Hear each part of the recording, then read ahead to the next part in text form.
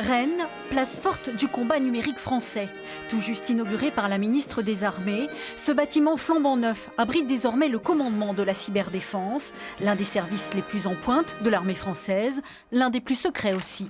Ces hommes et ces femmes y travaillent, ce sont des cybercombattants.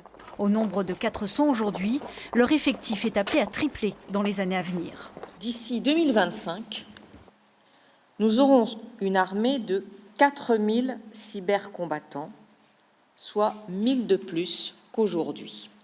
800 seront localisés dans le bassin rennais. Il y a 3 ans, lors d'une visite non loin de là à Bru, Jean-Yves Le Drian, alors ministre de la Défense, avait annoncé vouloir implanter ce futur commandement dans le bassin rennais.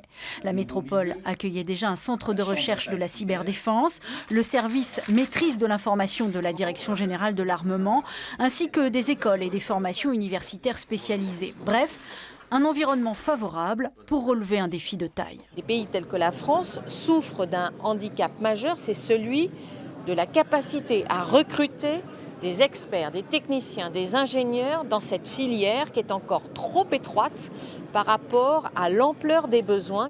Car depuis début 2019, les systèmes militaires français auraient essuyé 700 attaques informatiques plus ou moins graves. Alors derrière ces murs que nous ne franchirons pas, les cybercombattants s'entraînent à les détecter et les neutraliser.